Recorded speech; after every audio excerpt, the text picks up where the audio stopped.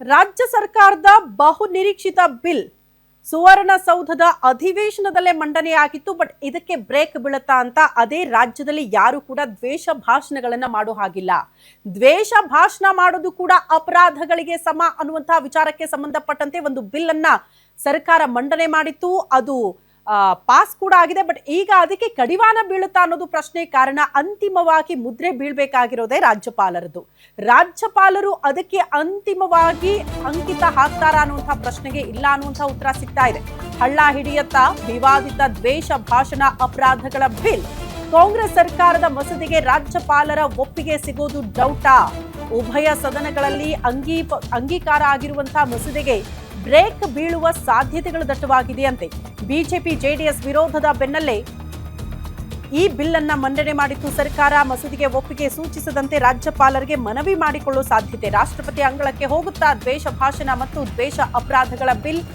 ರಾಷ್ಟ್ರಪತಿ ಅವರ ವಿವೇಚನೆಗೆ ಬಿಟ್ಟಿದ್ದದು ಅಂಕಿತ ಹಾಕಬೇಕಾ ಬೇಡವಾ ಅನ್ನೋದ್ರ ಬಗ್ಗೆ. ಬಟ್ ಒಂದಷ್ಟು ಡೌಟ್ಗಳಿರೋದು. ವಿಪಕ್ಷಗಳ ಮನವಿ ಆಕ್ಷೇಪಗಳ ಮೇರೆಗೆ ರಾಜ್ಯಪಾಲರು ಹಿಂದೇಟು ಹಾಕಬಹುದು ಅನ್ನೋದ್ರ ಡೀಟೇಲ್ಸ್ ಸದ್ಯ ಸಿಗ್ತಾ ಇದೆ. ಅಲ್ಲಿಗೆ ಸರ್ಕಾರದ ಬಹು ನಿರೀಕ್ಷಿತ ಬಿಲ್ ಹಳ್ಳ ಹಿಡಿಯೋದು ನಿಶ್ಚಿತನಾ ಅನ್ನೋದು ಪ್ರಶ್ನೆ ಆಗ್ತಾ ಇದೆ. ಅದ್ ಹೆಂಗ್ ಫೈಂಡ್ ಔಟ್ ಮಾಡುತ್ತೆ ಸರ್ಕಾರ ಅನ್ನೋದನ್ನ ವಿಪಕ್ಷಗಳು ಪ್ರಶ್ನೆ ಮಾಡ್ತಾ ಇರೋದು. ಅದ್ ಹೆಂಗ್ರಿ ದ್ವೇಷ ಭಾಷಣ ಅಂತ ನೀವು ಫೈಂಡ್ ಔಟ್ ಮಾಡ್ತೀರಿ? ಯಾಕಂದ್ರೆ ಇನ್ಫ್ಯಾಕ್ಟ್ ರಾಜಕಾರಣಿಗಳೇ ಅತಿ ಹೆಚ್ಚಾಗಿ ದ್ವೇಷ ಭಾಷಣಗಳನ್ನ ಮಾಡೋದು, ಪ್ರಚೋದನಕಾರಿ ಸ್ಟೇಟ್ಮೆಂಟ್ ಗಳನ್ನ ಕೊಡೋದು. ಅದ್ರ ಹೆಂಗೆ ನೀವು ದ್ವೇಷ ಭಾಷಣ ಅಂತ ಹೇಳ್ತೀರಿ? ಇದನ್ನ ಪ್ರಶ್ನೆ ಮಾಡ್ತಾ ಇದ್ದಾರೆ ವಿಪಕ್ಷ ನಾಯಕರು. ಹಂಗಾಗಿ ಇಷ್ಟೆಲ್ಲ ವಿರೋಧದ ಮಧ್ಯದಲ್ಲೂ ಕೂಡ ಬಿಲ್ ಮಂಡನೆ ಏನೋ ಆಯ್ತು ಅಧಿವೇಶನದಲ್ಲಿ. ಬಟ್ ಅದು ರಾಜ್ಯಪಾಲರ ಅಂಕಿತ ಪಡೆದುಕೊಳ್ಬೇಕಲ್ಲ, ಅಲ್ಲಿ ಸ್ವಲ್ಪ ಡೌಟ್ ಅನ್ನೋದ್ರ ಡೀಟೇಲ್ ಸಿಗ್ತಾ ಇದೆ. ರಾಜ್ಯಪಾಲರು ಅದಕ್ಕೆ ಅಂತಿಮವಾಗಿ ಮುದ್ರೆ ಒತ್ತುತ್ತಾರಾ ಅಥವಾ ಹಂಗೆ ಕಳಿಸ್ಬಿಡ್ತಾರಾ ಅನ್ನೋದು ಪ್ರಶ್ನೆ.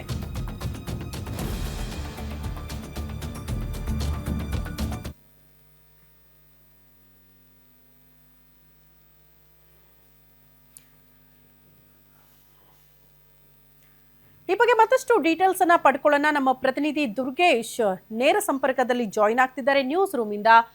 ದುರ್ಗೇಶ್, ಅತಿ ದೊಡ್ಡ ವಿರೋಧದ ಮಧ್ಯದಲ್ಲೂ ಕೂಡ ದ್ವೇಷ ಭಾಷಣಗಳ ಈ ಬಿಲ್ ಇತ್ತಲ್ಲ, ಅದು ಪಾಸ್ ಆಗಿತ್ತು ಅಧಿವೇಶನದಲ್ಲಿ. ಬಟ್ ಅಲ್ಟಿಮೇಟ್ ಆಗಿ ರಾಜ್ಯಪಾಲರ ಅಂಕಿತ ಬೀಳಬೇಕು.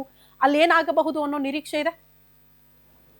ಖಂಡಿತ ಶ್ರುತಿ, ಸಾಕಷ್ಟು ಸದನದಲ್ಲಿ ಗದ್ದಲದ ನಡುವೆ ಈ ಒಂದು ದ್ವೇಷ ಭಾಷಣದ ಬಿಲ್ಲನ್ನು ರಾಜ್ಯ ಸರ್ಕಾರ ಏನೋ ಪಾಸ್ ಮಾಡಿಕೊಂಡಿದೆ. ಆದರೆ ಎರಡೂ ಸದನಗಳಲ್ಲಿ ಪರಿಷತ್ ಮತ್ತು ವಿಧಾನಸಭೆಯಲ್ಲಿ ಪಾಸ್ ಆಗಿದೆ. ಇದೀಗ ರಾಜ್ಯಪಾಲರಿಗೆ ಹೋಗಿರೋದ್ರಿಂದ ಅವರು ರಾಷ್ಟ್ರಪತಿಗಳಿಗೆ ಈ ಒಂದು ಬಿಲ್ಲನ್ನು ಮೂವ್ ಮಾಡ್ತಾರೆ ಅನ್ನುವಂಥದ್ದು ಮಾಹಿತಿ ಇರುವಂಥದ್ದು. ಯಾಕಂದರೆ ದ್ವೇಷ ಭಾಷಣದ ವಿಚಾರಕ್ಕೆ ಸಂಬಂಧಪಟ್ಟಂತೆ ಸಾಕಷ್ಟು BJP JDS ನಿಯೋಗಗಳು ವಿರೋಧವನ್ನು ವ್ಯಕ್ತಪಡಿಸಿದ್ದು, ಅಲ್ಲದೆ ರಾಜ್ಯಪಾಲರಿಗೂ ಕೂಡ ದೂರನ್ನು ನೀಡಿ ಈ ಒಂದು ಬಿಲ್ಲನ್ನು ಯಾವುದೇ ಕಾರಣಕ್ಕೂ ಕೂಡ ಪಾಸ್ ಮಾಡಬೇಡಿ ಅನ್ನುವಂಥ ಒಂದು ಮನವಿಯನ್ನು ಮಾಡಿದ್ದು. ಹೀಗಾಗಿ ಈ ಒಂದು BJP ಮತ್ತು JDSನ ಮನವಿ ಆಧಾರದ ಮೇಲೆ ಜೊತೆಗೆ ದ್ವೇಷ ಭಾಷಣದ ಬಿಲ್ಲಲ್ಲಿ ಯಾವೆಲ್ಲ ಅಂಶಗಳಿದ್ದಾವೆ, ಜೊತೆಗೆ ಸಾಕಷ್ಟು ಅಂಶಗಳು ಸಾರ್ವಜನಿಕರಿಗೆ ವಿರೋಧವಾಗಿದೆ ಅನ್ನೋದು ಕೂಡ ಇದರಲ್ಲಿ ಉಲ್ಲೇಖ ಆಗಿರೋದ್ರಿಂದ ಕೆಲವಿಷ್ಟು BJP ನಾಯಕರ ಆರೋಪಗಳಿಗೆ ರಾಜ್ಯಪಾಲರು ಕೂಡ ಮನವಿಗೆ ಸ್ಪಂದನೆ ಮಾಡಿದ್ದಾರೆ ಅನ್ನುವಂಥ ಮಾಹಿತಿ ಸಿಗ್ತಾ ಇರುವಂಥದ್ದು. ಯಾಕಂದರೆ ಈ ಒಂದು ಬಿಲ್ ಜಾರಿ ಆದರೆ ಯಾವ ರೀತಿ ಸಂಘಟನೆಗಳಾಗಿರ್ಬೋದು, ರಾಜಕಾರಣಿಗಳಾಗಿರ್ಬೋದು, ಕೆಲವಿಷ್ಟು ಹಿಂದೂ ಕಾರ್ಯಕರ್ತರಿಗೆ ಕೂಡ ಈ ಒಂದು ಬಿಲ್ ಸಂಕಷ್ಟ ತಂದೊಡ್ಡುತ್ತೆ. ಜೊತೆಗೆ BJP ಮತ್ತು ಹಿಂದೂ ಸಂಘಟನೆಗಳನ್ನೇ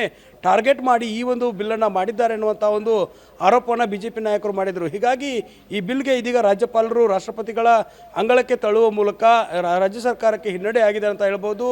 ದ್ವೇಷ ಭಾಷಣದ ಬಿಲ್ಗಾಗಿ ರಾಜ್ಯಪಾಲರ ಬಳಿ ಏನು CM ಅವರು ಮನವಿಯನ್ನು ಮಾಡಿದರು, ಈ ಒಂದು ಮನವಿಯ ಬಳಿಕ ರಾಷ್ಟ್ರಪತಿಗಳ ಆಡಳಿತಕ್ಕೆ ಹೋಗುತ್ತೆ. ಆ ರಾಷ್ಟ್ರಪತಿಗಳು ವಿವೇಚನೆಗೆ ಬಿಟ್ಟ ಬಳಿಕ ರಾಷ್ಟ್ರಪತಿಗಳು ಈ ಬಿಲ್ಲನ್ನು ಪಾಸ್ ಮಾಡ್ತಾರೆ ಇಲ್ಲ ಅನ್ನೋದು ಕೂಡ ಚರ್ಚೆ ಆಗುತ್ತೆ. ಹೀಗಾಗಿ CM ಸಿದ್ದರಾಮಯ್ಯ ಆಗಿರ್ಬೋದು, ಸಚಿವ ಸಂಪುಟದ ನಾಯಕರು ಮತ್ತು ರಾಷ್ಟ್ರಪತಿಗಳಿಗೆ ಪತ್ರವನ್ನು ಬರೆದು ಈ ಒಂದು ಬಿಲ್ ಬಗ್ಗೆ ಚರ್ಚೆ ಮಾಡೋಕ್ಕಾಗುತ್ತೆ. ಹೀಗಾಗಿ ಈ ಒಂದು ಬಿಲ್ ಸದ್ಯಕ್ಕೆ ಹಳ್ಳ ಹಿಡಿಯುತ್ತಾ ಅನ್ನೋದು ಚರ್ಚೆ ಆಗ್ತಿರುವಂಥದ್ದು. ಈ ಒಂದು ಬಿಲ್ಲನ್ನು ರಾಷ್ಟ್ರಪತಿಗಳು ಅಂಗೀಕಾರ ಮಾಡ್ತಾರಾ ಇಲ್ವಾ ಅನ್ನೋದು ಕೂಡ ಬಹಳಷ್ಟು ಕುತೂಹಲ ಮೂಡಿಸಿರುವಂಥದ್ದು. ಈಗ ರಾಜ್ಯಪಾಲರ ಅಂಗಳದಲ್ಲಿದೆ, ಅದು ರಾಷ್ಟ್ರಪತಿಗಳ ಬಳಿ ಹೋದರೆ ಸಾಕಷ್ಟು ತಿರಸ್ಕಾರ ಆಗುವಂಥ ಸಾಧ್ಯತೆ ಇರುತ್ತೆ. BJP ಮತ್ತು ಏನು JDS ಈಗ ವಿರೋಧವನ್ನು ವ್ಯಕ್ತಪಡಿಸಿ ಮನವಿಯನ್ನು ಮಾಡಿದೆ, ದೂರನ್ನು ಕೊಟ್ಟಿದೆ. ಅದಕ್ಕೆ ಸಮರ್ಥನೆಯನ್ನು ಸರ್ಕಾರ ಮಾಡಿಕೊಳ್ಬೇಕಾಗತ್ತೆ. ಅದಾದ ಬಳಿಕ ಈ ಒಂದು ಬಿಲ್ ಪಾಸ್ ಆಗುತ್ತಾ ಇಲ್ವಾ ಅನ್ನೋದನ್ನು ಜಾರಿಗೊಳ್ಳುತ್ತಾ ಅನ್ನೋದನ್ನು ಕಾದು ನೋಡಬೇಕಾಗತ್ತೆ ಶ್ರುತಿ. ಓಕೆ ದುರ್ಗೇಶ್, ಧನ್ಯವಾದಗಳು ತಮ್ಮೆಲ್ಲ ಮಾಹಿತಿಗೆ. ಕಾದು ನೋಡಬೇಕು ರಾಜ್ಯಪಾಲರ ಅಂತಿಮ ಮುದ್ರೆ ಬೀಳುತ್ತಾ ಇಲ್ವಾ ಅಂತ.